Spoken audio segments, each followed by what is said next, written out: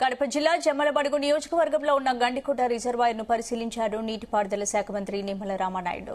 5 ఏళ్ల వైసీపీ పాలనలో ఎక్కువ విధ్వంసానికి గురైంది ఇరిగేషన్ శాఖే అన్నారు. సీఎం చంద్రబాబు ఇరిగేషన్ శాఖను గాడిలో పెట్టే ప్రయత్నం చేస్తున్నారని చెప్పారు. రాయలసీమ బిడ్డ అని చెప్పుకుంటూనే గతంలో ఏ ముఖ్యమంత్రి చేయని ద్రోహం జగన్మోహన్ రెడ్డి చేశారన్నారు. 2019 ఎన్నికల్లో గెలిస్తే నిర్వాసితులకు 10 లక్షలు ఇస్తానని గెలిచాక ₹1 కూడా ఇవ్వలేదన్నారు. Godavari Penna project game changer అన్నారు. కూటమి ప్రభుత్వం ఎంత ఖర్చైనా గోదావరి పెన్నా పూర్తి చేసి రాయలసీమను రతనాల సీమగా మార్చుతామన్నారు.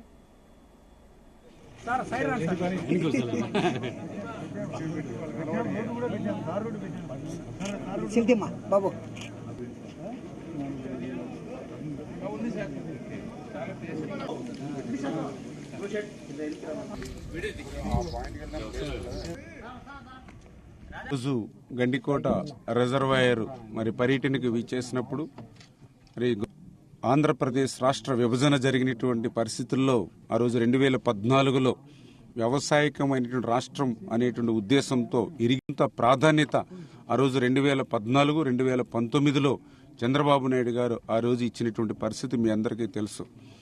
అటువంటి స్థితి నుంచి 2019, 2024 గత 5 సంవత్సరాల పాలనలో ఆంధ్రప్రదేశ్ రాష్ట్రంలో ఉన్నటువంటి అన్ని వ్యవస్థలు కూడా ఏ రకంగా విధ్వంసానికి గురయ్యాయో అందులో అత్యధికంగా పెద్దగా విధ్వంసానికి గురైనటువంటి దానిలో ఇరిగేషన్ శాఖ ఒకటి అనేటువంటి విషయం కూడా మనందరికి కూడా తెలుసు.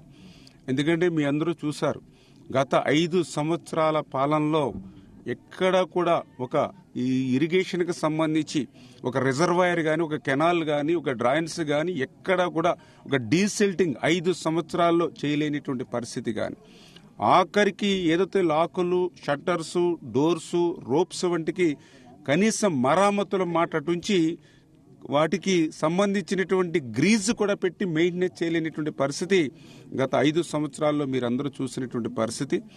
అటువంటి ఇరిగేషన్ శాఖను మళ్లీ గాడిలో పెట్టడానికి మళ్లీ చంద్రబాబు నాయుడు గారు ఈ యొక్క కూటమి ప్రభుత్వం ద్వారా కృషి చేస్తూ ఉన్నాం. బాబు